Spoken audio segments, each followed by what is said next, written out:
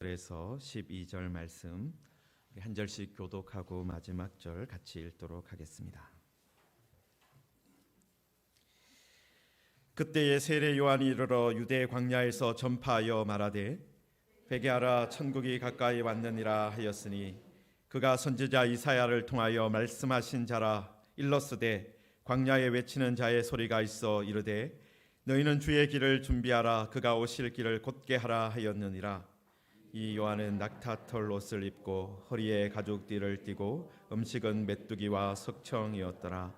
이때 예루살렘과 온 유대와 요단강 사방에서 다 그에게 나와 자기들의 죄를 자복하고 요단강에서 그에게 세례를 받더니 요한이 많은 바리새인들과 사두개인들이 세례 베푸는 데로 오는 것을 보고 이르되 독사의 자식들아 누가 너희를 가르쳐 임박한 진노를 피하라 하더냐.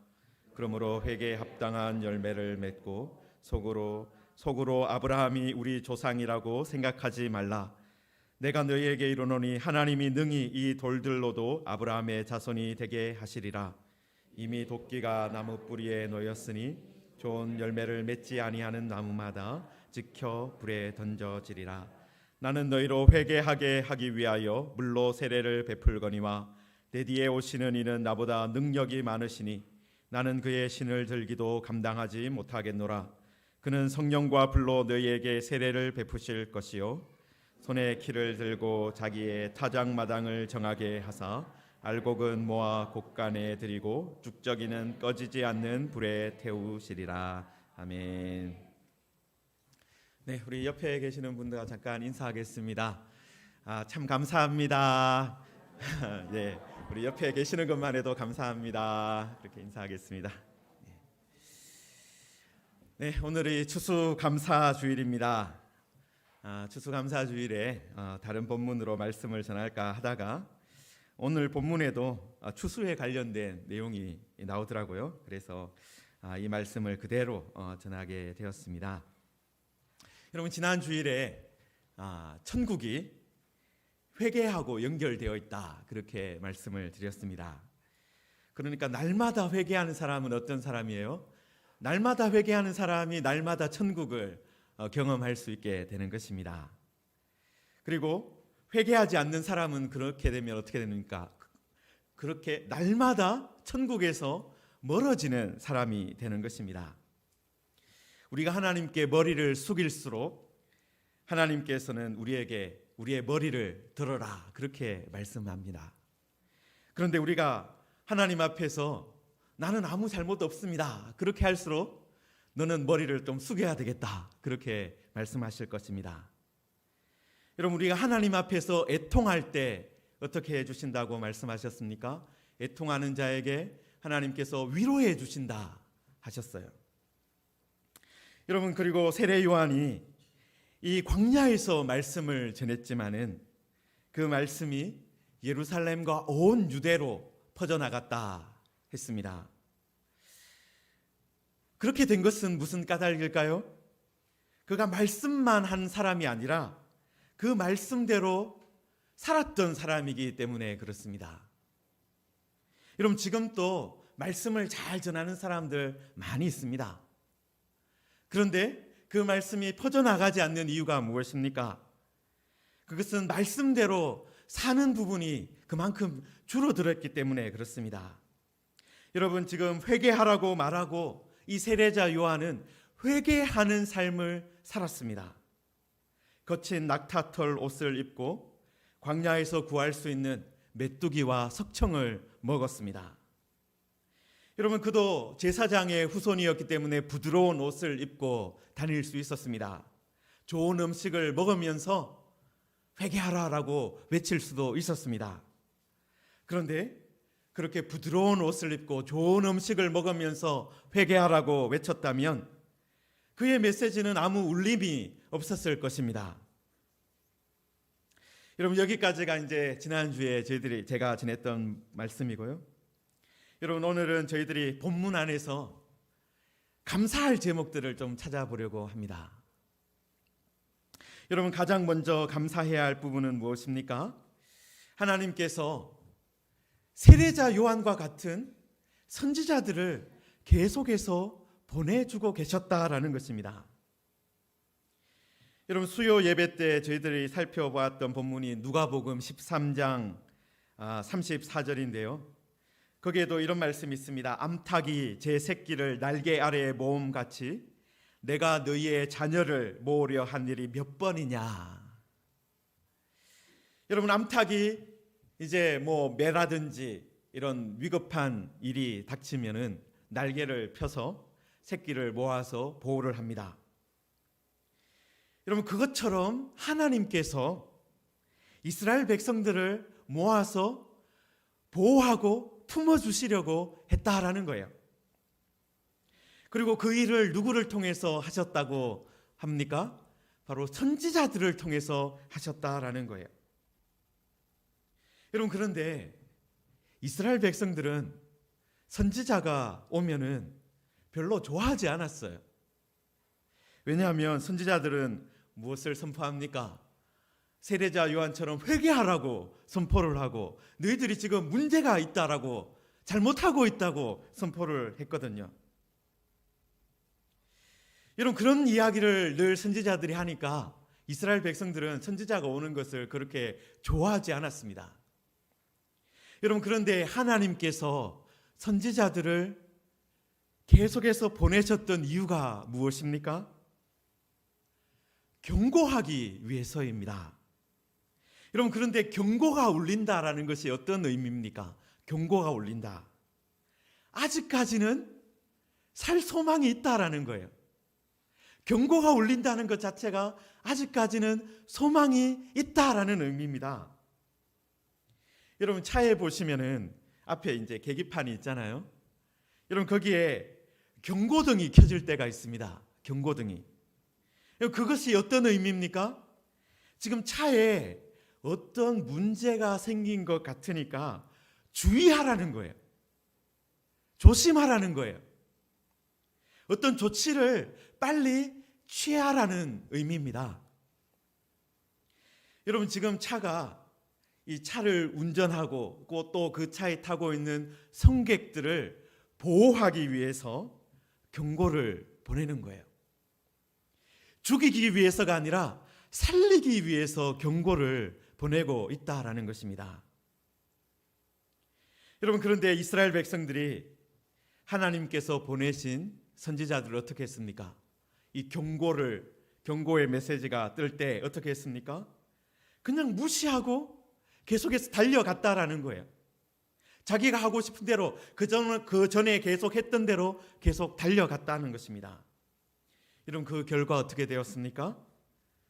북이스라엘도 남유다도 다 멸망하고 말았습니다.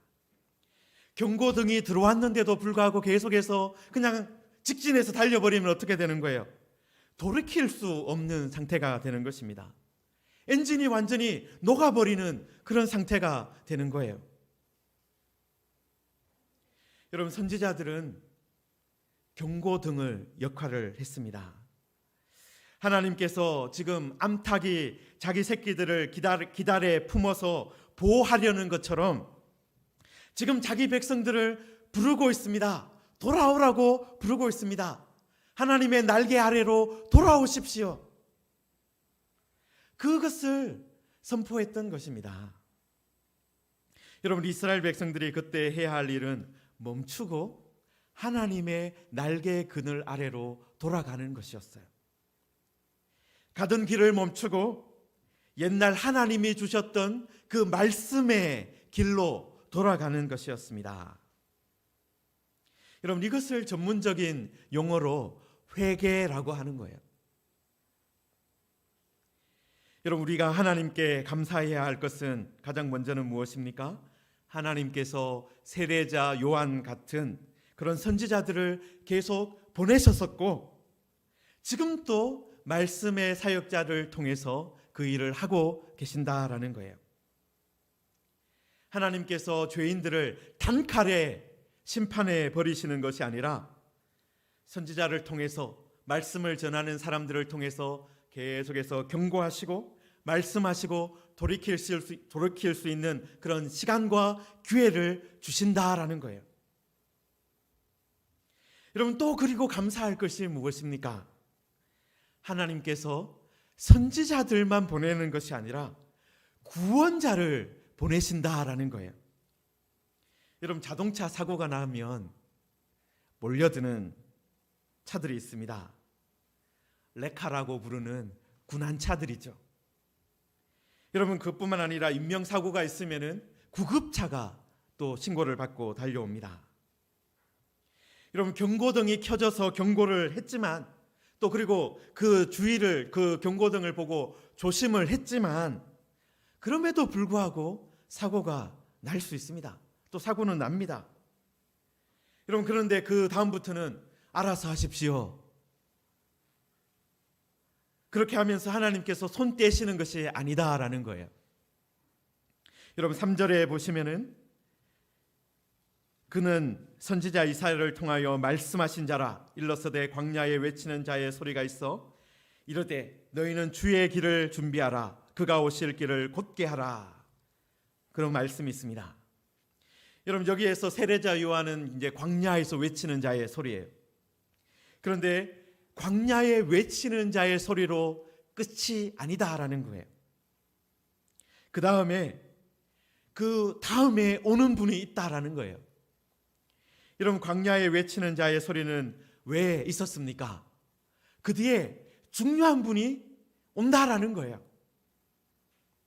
여러분 옛날에 왕이 행차할 때 사람들을 먼저 보내서 길을 준비했습니다. 사람들이 길을 준비하도록 만들었습니다. 여러분 지금은 그런 일들이 많이 좀 줄어들었는데 옛날 권위주의 시대에는 어떻습니까? 뭐 대통령이나 좀 높은 사람이 행차한다 그러면 그 길 주변을 다 정리를 했어요. 없던 꽃도 다시 심고 또 도로도 이렇게 울퉁불퉁한 곳이 있으면 다시 공사를 하고 환영 플래카드를 내걸고 심지어는 깃발을 이렇게 손을 흔들 사람들을 이렇게 모았습니다. 저도 군대에 있을 때 어떤 일을 경험했었냐면 사단장님이 오신대요. 그래서 어떻게 했겠습니까? 이제 그 앞에 있는 도로부터 시작해서 다 청소를 하는 거예요.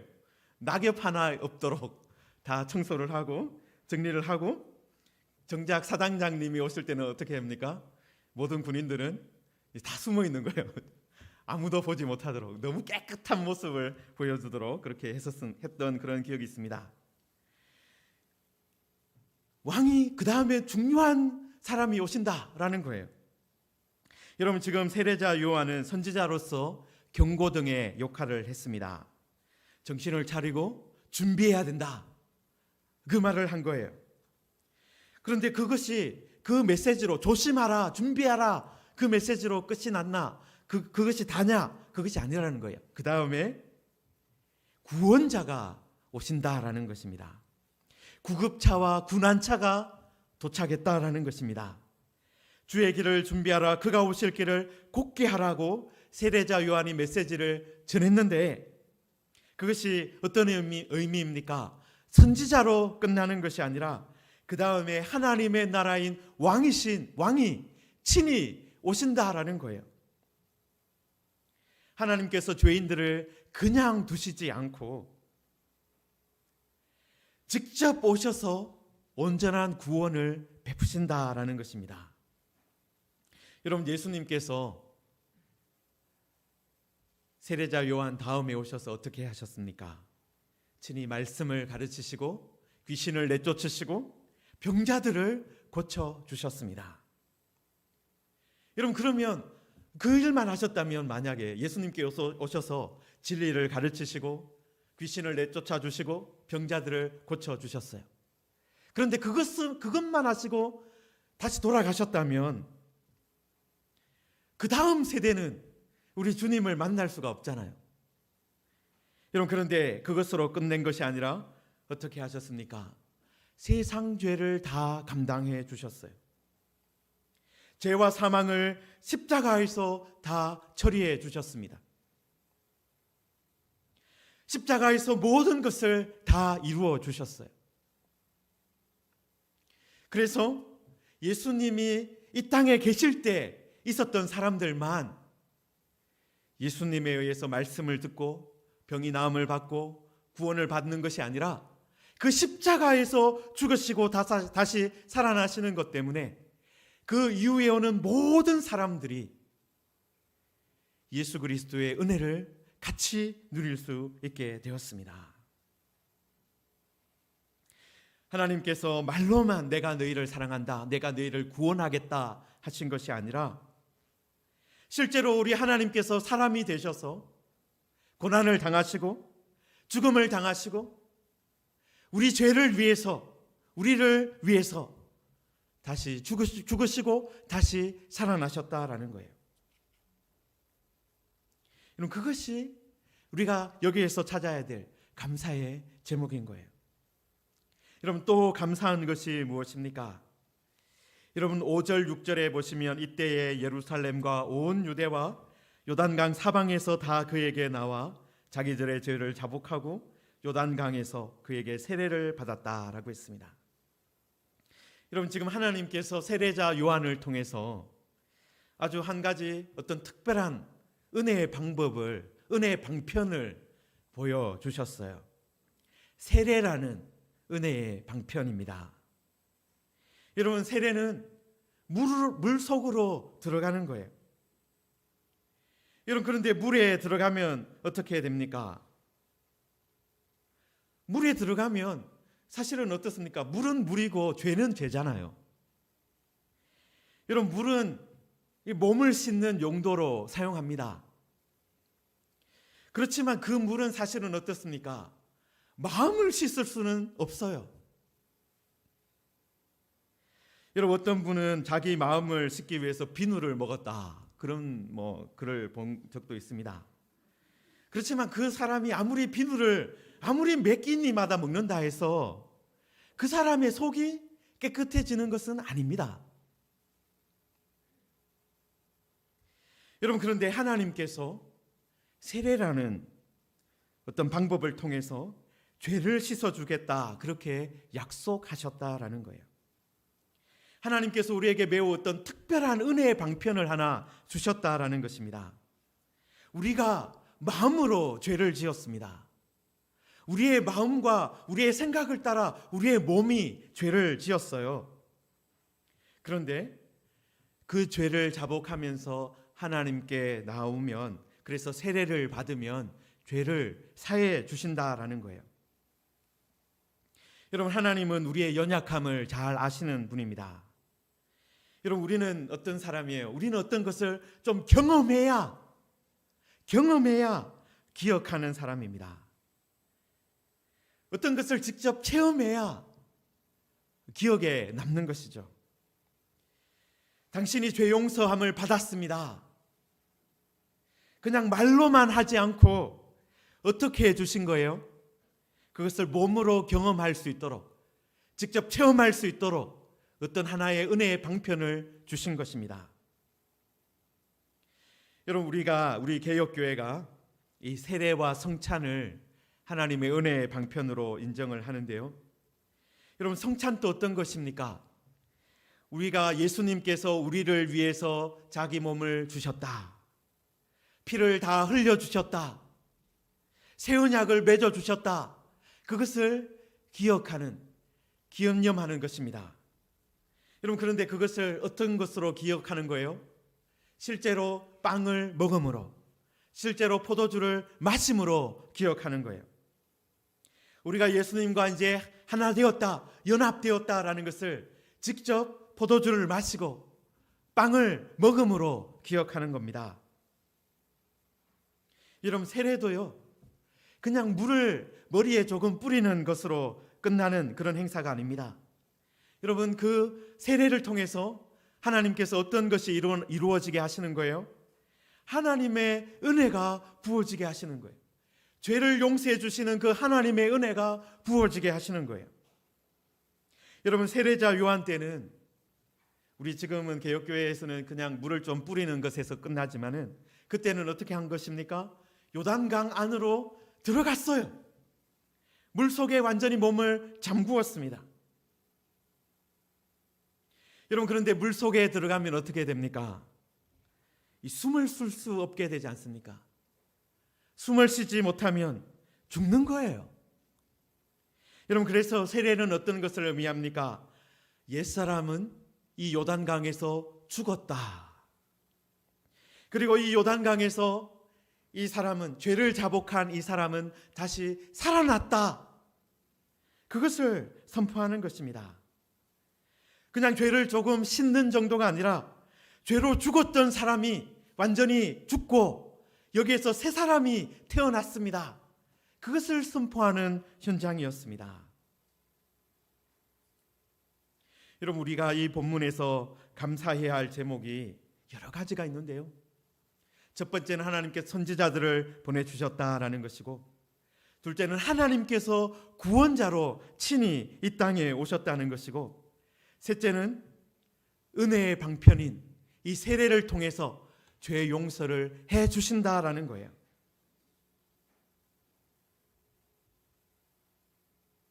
여러분, 그리고 또 더 감사할 것이 있습니다.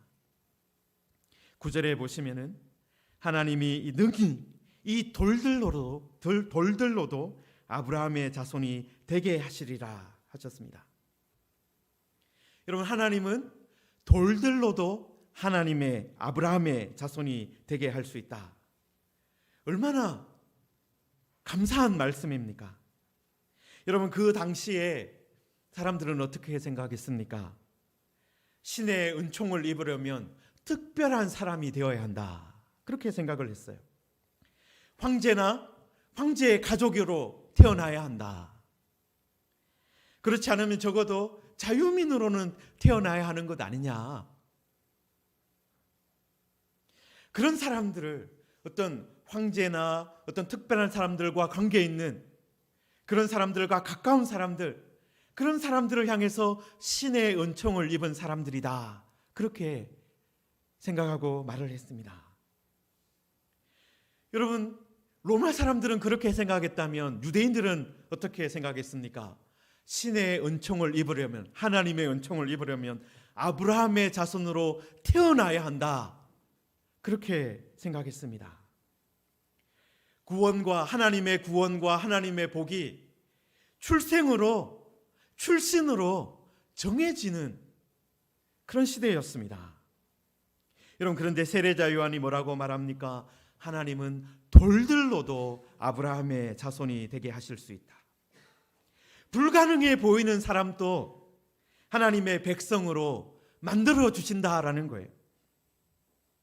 여러분, 그 당시 유대인들은 어떻게 생각했습니까? 세리들, 창기들, 이런 사람들은 절대로 하나님의 나라 들어올 수 없다. 저런 사람들은 회개해도 안 된다. 그렇게 생각을 했어요. 그런데 세례자 요한은 어떻게 말씀하고 있는 것입니까?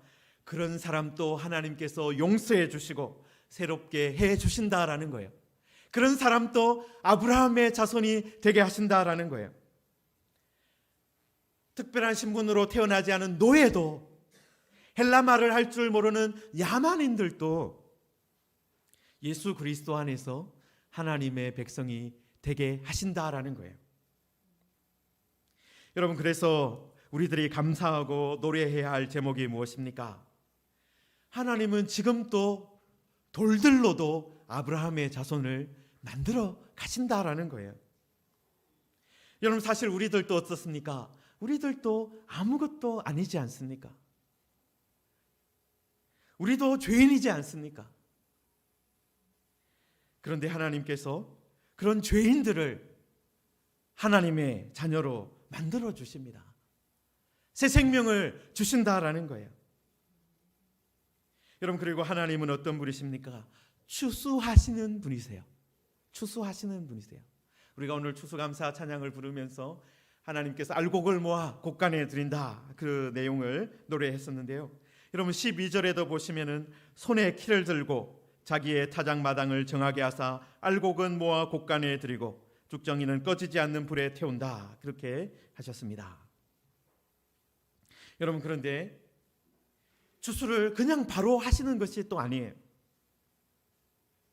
여러분, 그 앞에 보시면은, 여러분, 자기 세례자 요한은 자기 자신은 물로 세례를 베푸는 자다, 그렇게 했지만은 그 다음에 오시는 분은 무엇으로 세례를 베푼다고 하셨습니까? 성령과 불로 너희에게 세례를 베푼다 하셨습니다. 여러분, 물은요, 사람이 사용하는 도구를 말합니다. 여러분, 그런데 성령과 불은 뭐예요? 하나님이 사용하시는 도구예요. 여러분, 진짜 사람의 마음을 바꾸고 새롭게 하는 것이 있습니다. 진짜로 사람의 죄를 태우고 사람의 마음을 정결하게 하는 것이 있습니다. 그것은 다른 것이 아니라 예수님께서 부어주시는 성령입니다. 여러분, 세례자 요한은 물로 세례를 베풀었습니다. 여러분, 제가 말씀드렸지만 물은 사실은 상징적인 거예요. 마음속에 있는 죄를 직접 씻어주는 것은 아닙니다. 우리의 죄를 씻고 우리의 죄를 직접 불태우는 것은 무엇입니까? 예수님께서 주시는 성령과 불이에요. 여러분, 지금 또 목사님들이 세례를 베풀 때 어떻게 베풉니까? 물로 세례를 베풀지만 예수 그리스도의 이름으로 세례를 베푸는 거예요. 왜 그렇습니까? 직접 그 사람의 마음의 죄를 씻는 것은 물이 아니라, 목사의 손에서 떨어지는 물이 아니라 그 사람이 붙들고 있는 예수 그리스도의 보혈의 피기 때문에 그렇습니다. 여러분, 예수님께서는 실제로 우리의 마음의 죄를 불태워 주십니다. 그리고 이제는 새롭게 살 수 있도록 성령을 부어 주십니다. 여러분, 이것을 우리는 믿고 감사하는 것입니다. 여러분, 추수감사주일에 우리가 감사해야 할 제목들을 우리가 오늘 이 본문을 보면서 살펴보았습니다. 여러분, 우리가 감사해야 할 것이 무엇입니까? 하나님께서 지금도 하나님의 사람들을 계속해서 보내주신다라는 거예요. 하나님께서 지금도 계속해서 경고등을 보내주신다라는 거예요. 신호를 주신다라는 거예요. 여러분, 그리고 감사한 것은 무엇입니까? 하나님께서 그냥 경고등을 울리는 것에서 그치는 것이 아니라 직접 사람이 되셔서 구원자로 오셔서 십자가에서 우리를 위해서 모든 것을 다 이루어 주셨다라는 것입니다. 그리고 그 예수님을 통해서 우리가 예수님을 믿을 때 불과 성령으로 우리의 죄를 태우시고 우리를 새 사람 되게 하시고 하나님의 자손이 되게 하신다라는 거예요. 하나님이 돌들로도 아브라함이 자손이 되는 그 일을 계속해서 이루어 가신다라는 것입니다. 여러분, 우리 무지개 교회 성도들도 바로 이 은혜 안에 살고 있습니다. 이 말씀 안에 우리가 지금 또 살아가고 있습니다. 여러분, 이것이 우리가 이 추수감사주일에 감사해야 할 제목들입니다. 여러분, 그리고 이제는 우리가 아브라함의 자손으로, 하나님, 이제는 우리가 죄인이었지만 이제는 하나님의 사람으로 변화시켜 주셨으니 이제는 어떻게 되는 거예요? 이제는 하나님의 백성으로 살아가는 거예요. 이 땅에서 감사하며 살아가는 거예요. 이 땅에서 하나님의 뜻을 드러내며 예수 그리스도께서 걸어가셨던 그 길을 우리가 걸어가는 것입니다. 그런 일들이 우리 무지개 교회 모든 성도들을 통해서 나타나게 되기를 주님의 이름으로 축원합니다. 우리 이 시간 말씀을 생각하면서 함께 기도하겠습니다. 하나님, 추수감사주일을 통해서 오늘 우리 앞에 펼쳐져 있는 말씀 안에서 감사의 제목들을 찾아보았습니다. 선지자들을 보내주심을 감사합니다. 말씀의 사자들을 보내주심을 감사합니다. 그리고 가장 감사한 것은 예수님을 우리 가운데 보내주시고 또 예수님을 믿고 의지할 때 불과 성령으로 세례를 베풀어 주심을 감사합니다. 하나님, 돌들로도 아브라함의 자손이 되게 하심을 감사합니다. 돌 같은 우리도 아브라함의 자손, 하나님의 자손 되게 하심을 감사합니다. 하나님, 이제는 이 은혜에 합당하게 살아가게 하여 주옵소서. 우리의 입술에 늘 감사가 있게 하여 주옵소서. 우리 말씀 붙들고 함께 기도하겠습니다. 하나님 아버지, 은혜를 감사합니다. 주님의 은혜로 오늘 또 우리들 하나님 앞에 예배를 드립니다. 감사하겠습니다. 하나님, 우리 연약한 우리들 하나님의 은혜로 다시 한 번 더 말씀을 깨달았사오니 하나님, 우리를 붙들어 주시옵소서. 세임 주시옵소서. 하나님, 우리가 감사할 때 하나님의 은혜와 영광을 있게 하여 주시옵소서. 세운해 주시고 하나님, 우리가 모든 말씀을 펼칠 때마다 또한 우리가 하루하루 살아갈 때마다 바로 이 감사의 제목들을 찾아갈 수 있도록 은혜 주시옵소서. 하나님 아버지, 오늘 말씀을 통해서 감사의 제목들을 찾아보았습니다. 하나님, 우리가 날마다 성경을 펼칠 때마다 감사의 제목들을 찾을 수 있는 사람들이 되게 하여 주옵소서. 우리가 기도할 때마다 또 우리가 하루하루 살아갈 때마다 그 삶 가운데 감사의 제목들을 찾을 수 있는 사람들 되게 하여 주옵소서. 하나님 아버지, 예수 그리스도께서 우리 가운데 오셔서 우리에게 성령과 불로 세례를 베풀어 주심을 감사합니다. 돌들로도 돌같은 우리들 아브라함의 자손으로 새롭게 해주심을 감사합니다.